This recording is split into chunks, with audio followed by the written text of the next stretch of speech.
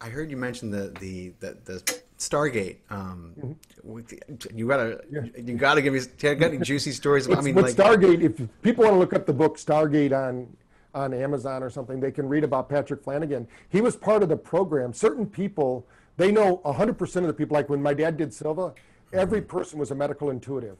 I mean, it was like 99%, which meant you could tell me, you could be thinking in your mind about somebody you know in your family.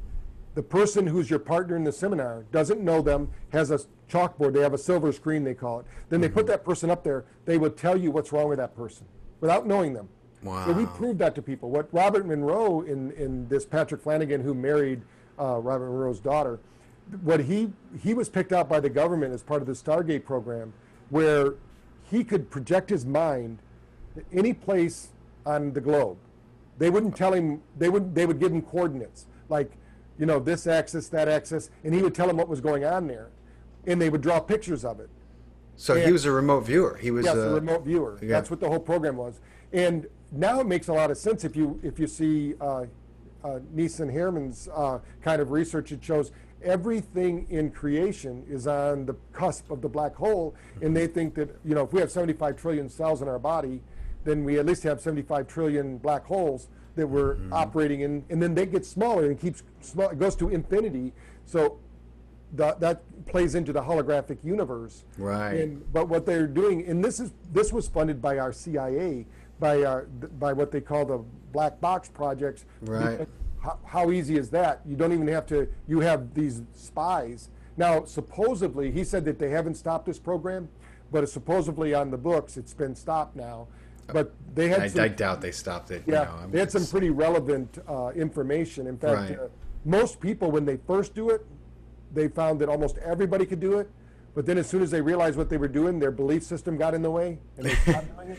But then there was a small group of people that would continue to do it, and those were the people that became part of the Stargate program. That's awesome. Yeah, you know, I heard the same exact thing about spoon bending and, you know, some Uri Geller, yeah. Yeah, and He was hired by the CIA too, yeah. Yeah, he was. He was given a full, you know. I mean, they were like, "Can we keep him?" And they loved him. And every place he went, you know, he really kind of just.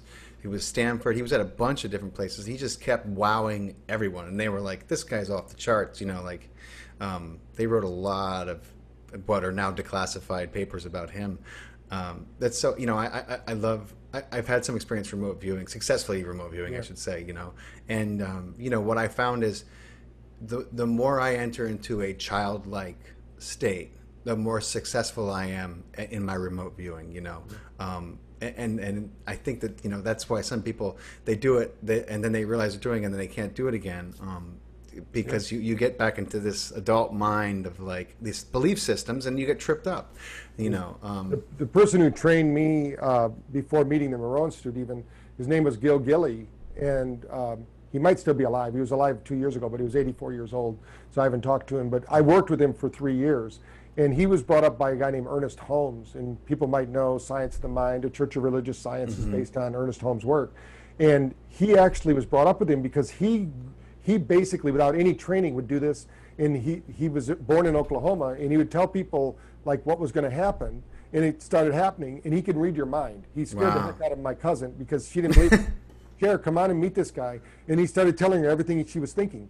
And he says, your thoughts aren't your own; they're being broadcast. And he would pick them up. Yeah. And, he actually told me a unique story. When I first met my wife, I had her listen to a cassette tape that I had with Gilly told me, because I was going to get out of this business back in 1985. And he said, you can't do that. You're going to meet some people that are going to help you revolutionize your industry, and you're going to build this machine that's going to blah, blah. Wow. He's telling me, and I have it all on a cassette tape. And he used to do a show in Vegas because he was a mentalist too, but he was a true mentalist, you know, what he could do. And some of it was magic, you know, because he had to do it for Vegas.